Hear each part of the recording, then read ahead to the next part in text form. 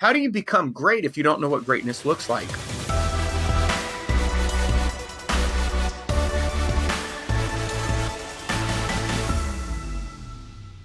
One of my favorite books on the planet, which is Power versus Force. This is an amazing book. It's called The Power versus Force, The Hidden Determinants of Human Behavior.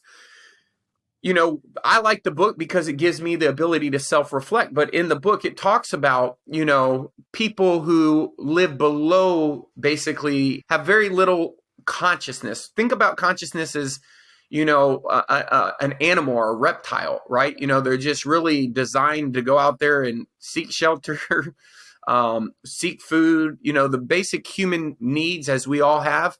That's really what their life exists of every single day is, not die and make sure you eat and live.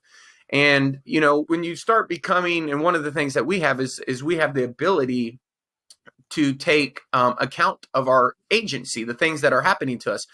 And if they're happening to us, that could be repositioned in our mind as being a victim versus a victor is somebody who is taking account and has what they would call in the book Power versus Force, the courage to say, hey, listen, these things happen, but here's the things that were in my control. Here's the things that I could do differently. Sometimes we refer to it as the 100-0 mindset, which is taking 100% accountability and zero excuses. So the first thing is, and the only reason I want to open up with this is because I've done this exercise with people. I've done it recently. I've done it in the past. I've had casual conversations where I'm just talking to somebody about the concept. For me, it's really easy to spot somebody who has the wrong mindset. And the problem with this is that you won't be able to see the opportunities and the blessings that you could potentially be awarded, if you will, if you don't look at the things that are happening around you as being in your control. There's always a move on the table. There's always something you can do. There doesn't mean that things don't happen to you, but the question is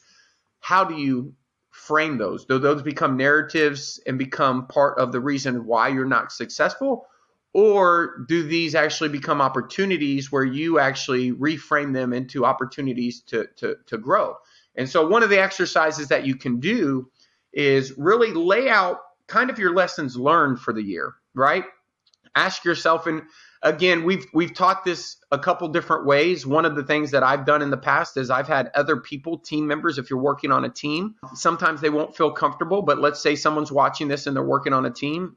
You might ask, go around in a circle, and if you're trying to really increase your personal development, you might give compliments to a handful of people and ask them, hey, what's one thing you really like about, working with me? What do you think one of my best strengths are? And then what's one of the things that I do that frustrates you that you think makes it harder working with me or being on the team?